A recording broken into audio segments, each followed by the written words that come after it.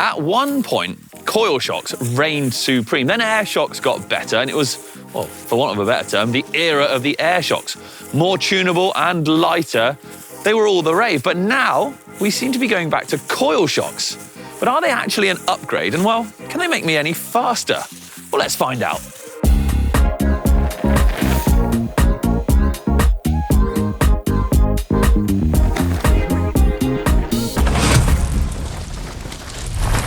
Before we crack on, why not like and subscribe to the GMBN channel for all the latest and greatest in the mountain bike world.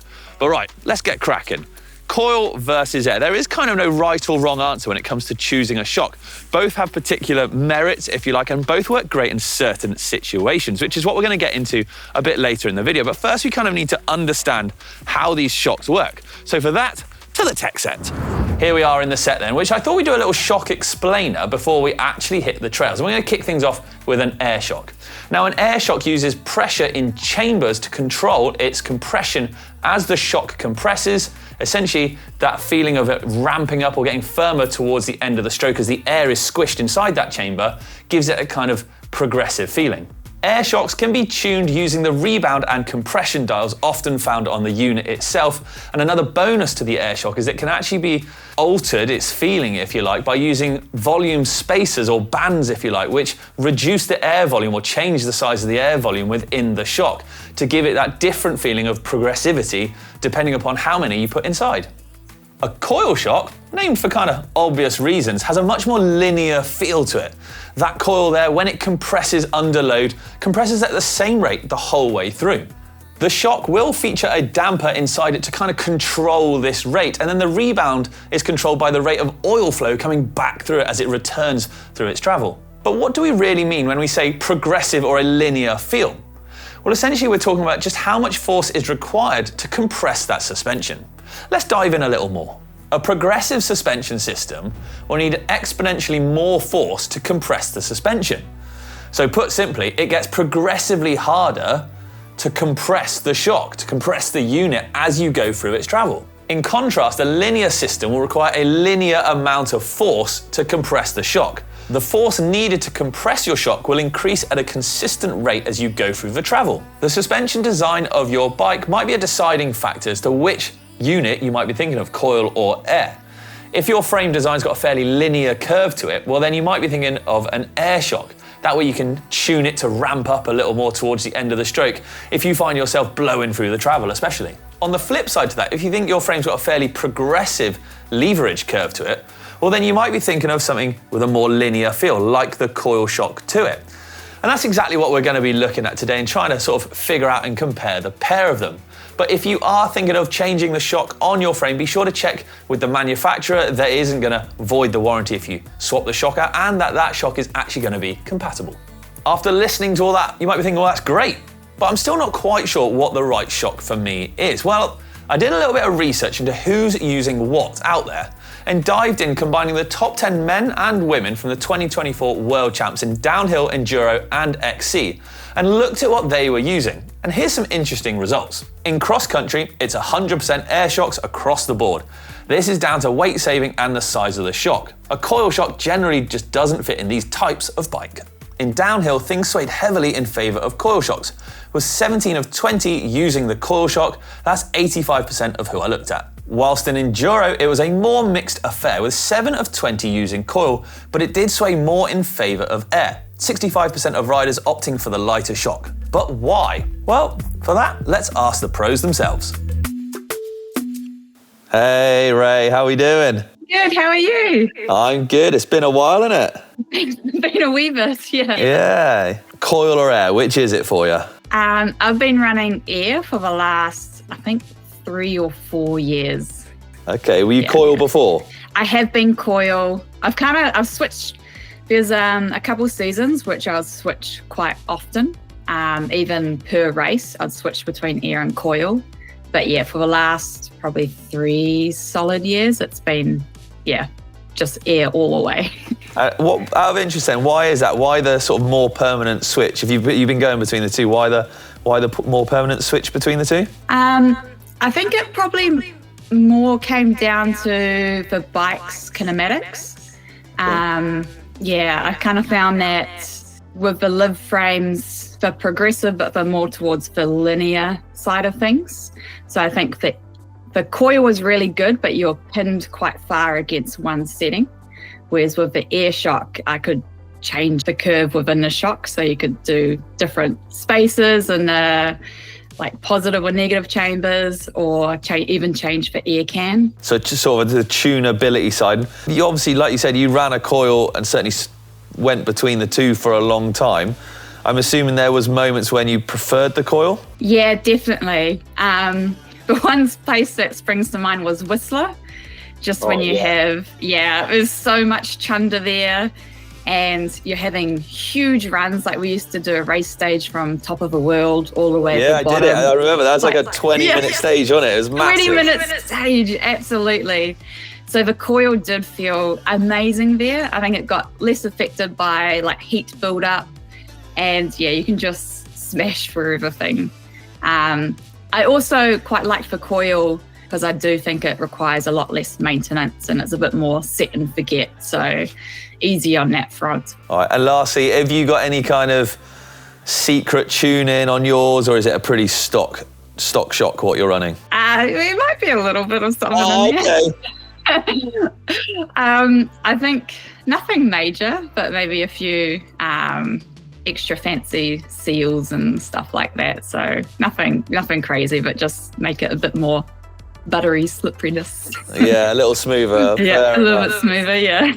But it's still, I mean, stock, it's still amazing. Awesome. All right, Ray, that's great. Thank you for the catch-up. It's been good to have your insights into coil and air. Yeah, honestly, anytime. Yeah. Yeah, wicked.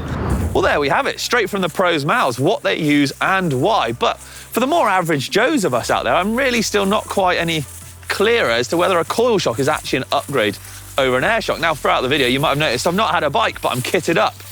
Well, there's a reason for that. The bike has been at the bottom. Last night, I got my arts and crafts skills out with the help of Amy on the sewing machine and made my super secret shroud. The bike has been at the bottom with cameraman Louis there, actually, who's been putting on a mystery shock for me. Underneath there, I don't know whether there's an air or a coil shock, and we're going to do some blind runs. See if I can actually tell the difference on two shocks which are pre-set up for me. We're going to do a flow trail and a much more Techers downhill trail. Identify which is which, hopefully, and maybe look at a couple of times along the way. So let's get cracking with the flow trail. Right. If there's an air shock in it, it should be a little bit lighter, a little bit more flickable. But if there's a coil shock, it might trap the ground nicely with that small bump sensitivity.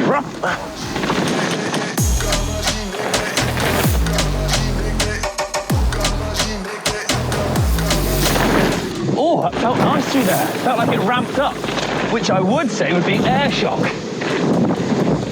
Feels nice and floaty through these jumps.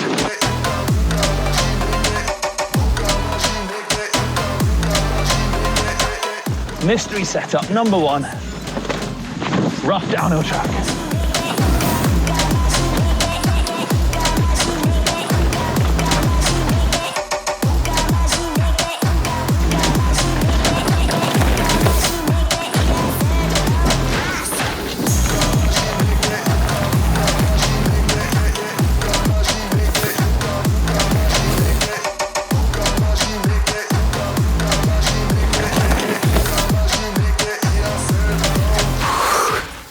Okay, setup one done. Now, I got a few thoughts and feelings on this, on both the flow and the downhill track. Initial thoughts, it was quite a progressive setup. I'm hoping that means it was the air shock on there. I'm not calling it just yet, I need to give it a bit more thoughts. But it felt nice and smooth, it felt pretty light, especially on the flow trail, jumping around, the back end felt pretty good. Felt quite progressive, like I said. I think now we need to obviously get the stealth set up, whatever's going on in here, down to our cameraman, Luigi, who's gonna do a shock change, and we'll get back out on the trail. So, right, to the van. Okay, let's swap it over, see if Rich notices, and let's cue the time lapse.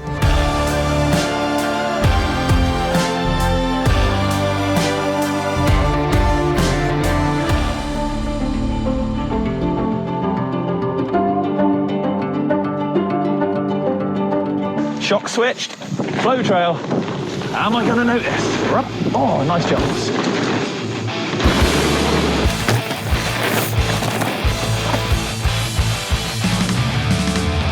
Good spot.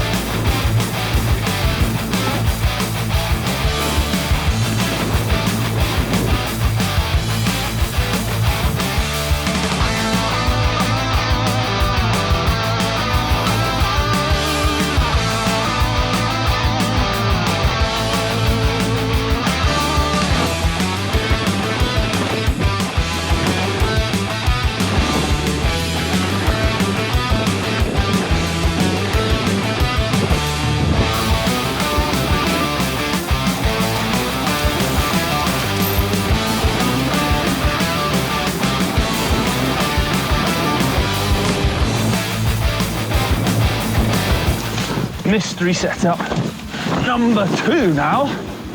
Back on the downhill track. Is it going to feel any different?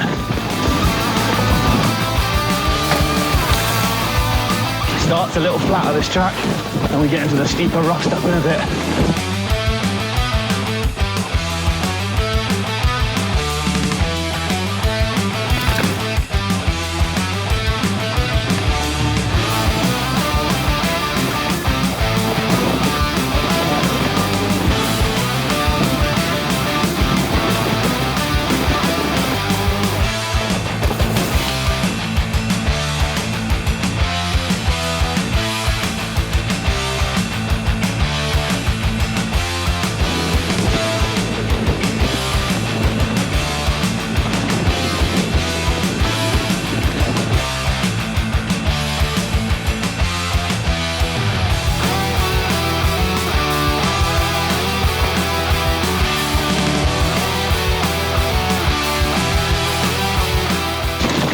Thoughts. Shock feels very linear, characteristic of a coil shock. So is that what this one is? I'm not sure, but right, big G out there. Shock felt like it ramped up nicely. I'd say that was coil air. Sorry, I'm getting my words muddled up. Small bump. Let's take down. All this chattery stuff is delightful.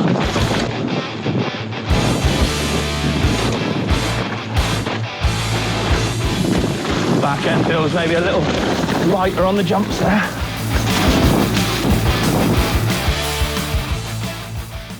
Whew. And done. The shroud of secrecy has remained in place, so I really genuinely cannot see what shocks on watch. I've got a good idea of which setup I think is which, but as the light sort of starts to leave us here in the Forest of Dean, I think it's time we get back in the set and discuss our findings. So I'll see you back there. No, this isn't the set. I'm in Alicante. It was too gloomy, so I thought I'd wait to summarise on my next shoot. But look, we need to get down to it. Setup number 1, setup number 2. I'm going to call it. Setup number 1 was the coil shock, making number 2 the air shock. Luigi? Correct.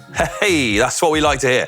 I was a little bit worried, but I've ridden that bike a lot and on various setups. So, do you know what? I was really able to drill into exactly how the bike felt. But ultimately, we're talking about whether a coil shock is actually an upgrade for your bike. Now, yes, on the whole, I think depending upon the type of riding that you do, a coil shock is a definitive upgrade. If you're into free riding, downhill, gnarly trail riding, enduro, then the advantages that we spoke about from a coil shock do outweigh that of an air shock. However, coils don't fit on all types of bikes. We've got to bear that in mind, and you need to bear that in mind if you are thinking of speccing your bike.